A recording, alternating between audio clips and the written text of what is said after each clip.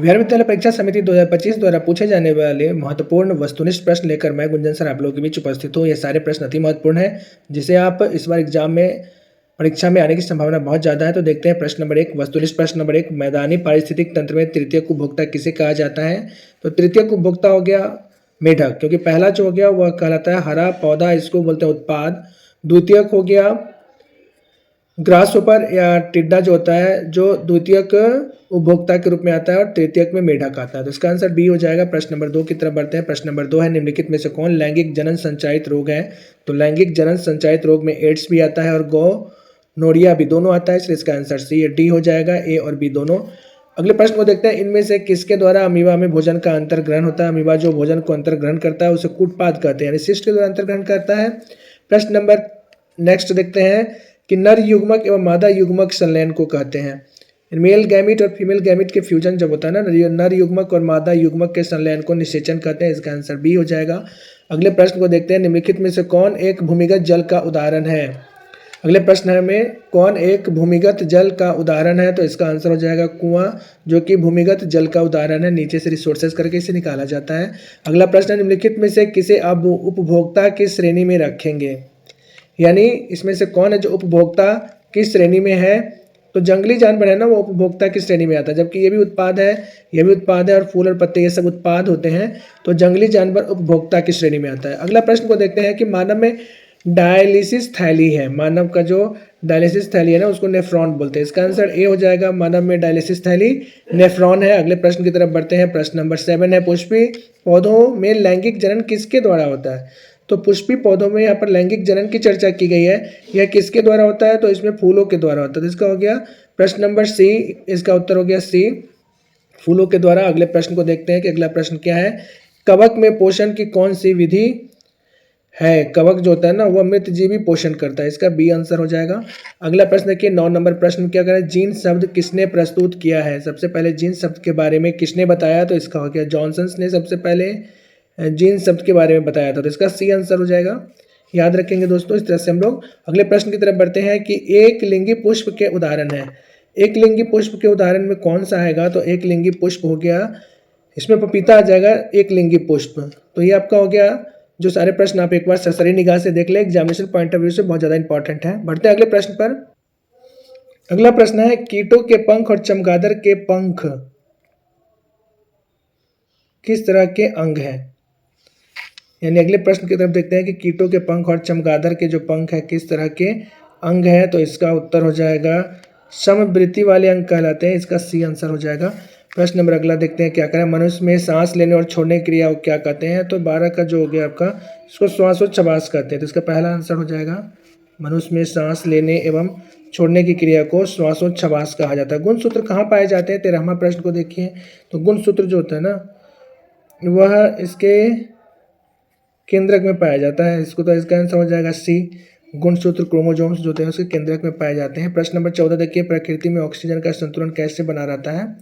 तो प्रकृति में ऑक्सीजन का जो संतुलन है वह प्रकाश संश्लेषण प्रक्रिया के द्वारा बना रहता है, इसका आंसर आपका हो जाएगा बी। अगले प्रश्न की तरफ बढ़ते हैं, इनमें कौन प्रकाश संश्लेषी अंग है? तो प्रकाश संश्लेषी अंग बोलते हैं, इसमें पत्तियां जो होती है प्रकाश संश्लेषी अंग होता है, जो कि हरित लवक उसमें पाया जाता है, जिस कारण से वह प्रकाश संश्लेषण की क्रिया करती है। अगले प्रश्न को देखते हैं कि श्वसन क्रिया के दौरान कितनी प्रतिशत ऊर्जा ताप के रूप में निष्कासित होती है?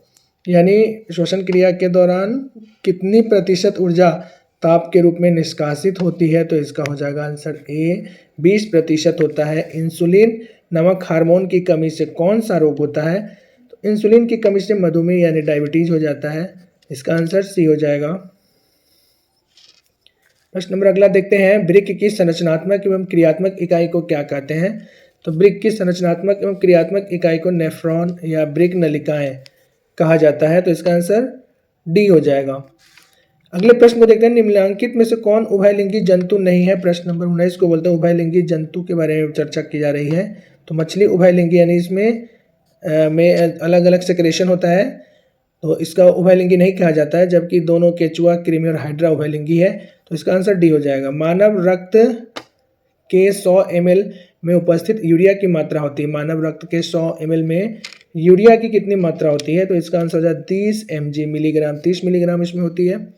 प्रश्न नंबर अगला देखते हैं कि पौधों में श्वसन क्रिया अंतर्गत एटीपी के टूटने से कितनी ऊर्जा मुक्त होती है? श्वसन क्रिया के दौरान जब एटीपी में उसका विखंडन होता है तो इसमें 30.5 किलो जूल प्रति मोल ऊर्जा का निष्कासन होता है। अगले प्रश्न को देखिए, अगला प्रश्न क्या कर रहा है कि वायुमंडल में CO2 का कितना प्रतिशत है? 22वां प्रश्न है कि वायुमंडल में CO2 का 0.03% है। इसका आंसर आपका ख बी हो जाएगा, ख। अगला देखिए प्रश्न नंबर 23, मानव हृदय में कितने कोष्ठ होते हैं? तो मानव हृदय में यदि कोष्ठ की बात की जाए चेम्बर्स तो 4 होता है, 2 ऑरिकल और 2 वेंट्रिकल। तो इसका आंसर डी हो जाएगा 4। मानव हृदय का औसत संकुचन दाब कितना होता है? तो यह 24वां प्रश्न देखिए कि इसका औसत संकुचन जो होता है ना 120 mmHg होता है ना। तो इसका आंसर हो जाएगा 120 mmHg औसत संकुचन की बात की जा रही है, 120 नॉर्मल होता है। तो यहाँ आपका हो गया यह प्रश्न जिसमें 120 mmHg ए उत्तर हो जाएगा। अगला क्वेश्चन देखिए कि कृत्रिम वृक्क किन अपशिष्ट उत्पादों को रुधिर से अपोहन द्वारा पृथक करता है? तो कृत्रिम वृक्क जो होता है ना वह नाइट्रोजन को अलग करता है, इसका आंसर ए हो जाएगा। अगले प्रश्न को देखते हैं, हाइड्रा में प्रचलन किस विधि से होती है? हाइड्रा में जो प्रचलन की विधि है ना उसको मुकुलन कहते हैं, इसका आंसर बी होगा, मुकुलन के द्वारा। प्रश्न नंबर देखिए 27 में क्या कर रहा है कि डेंगू उत्पन्न करने वाला मच्छर किस तरह के जल में रहता है? तो इसका हो गया गंदा जल में डेंगू उत्पन्न करने वाले मच्छर पनपते हैं, इसका आंसर बी हो जाएगा। अगला प्रश्न देखिए, अगला क्या करा, निम्नलिखित में से कौन बायोगैस ईंधन का स्रोत नहीं है? तो इसका 28 नंबर प्रश्न का उत्तर आपको हो जाएगा नाभिकीय ऊर्जा। प्रश्न नंबर इसका आंसर सी हो गया कि बायोगैस ईंधन का स्रोत नहीं है। बढ़ते प्रश्न नंबर 29 की तरफ, प्रकृति में ऑक्सीजन का संतुलन कैसे बना रहता है? तो प्रकृति में जो ऑक्सीजन का संचलन है प्रकाश संश्लेषण क्रिया के द्वारा बना रहता है, इसका राइट आंसर बी हो जाएगा। अगले प्रश्न को देखते हैं, पौधे में वाष्पोत्सर्जन किस भाग में होता है? तो वाष्पोत्सर्जन की क्रिया जो होती है ना वह उसके पत्ता में होता है, तो इसका आंसर सी हो जाएगा। अगले प्रश्न को देखते हैं, अगला प्रश्न क्या कह रहा है कि दो तंत्रिका कोशिका के मध्य खाली स्थान को कहते हैं? दो तंत्रिका कोशिका के मध्य जो खाली स्थान है उसको कहते हैं सिनेप्स। क्या बोलेंगे? सिनेप्स है जो खाली स्थान है दोनों को इस तरह से तंत्रिका तंत्र को जो आपस में जोड़ती है, ये सिनेप्स हो गया बीच का यह खाली स्थान जिसको सिनेप्स बोलते हैं। अगले प्रश्न की तरफ देखते हैं कि परागकोश में होते हैं। तो परागकोश जो हो गया 32वां आपका प्रश्न हो गया कि परागकोश में क्या पाया जाता है? तो परागकोश में परागकण पाया जाता है, तो इसका आंसर आपको डी हो जाएगा, परागकण पाया जाता है। विकासीय दृष्टिकोण से हमारी किससे अधिक समानता है? यानी कि हम लोगों का जो विकासीय दृष्टिकोण से जो समानता है वह किसके द्वारा है?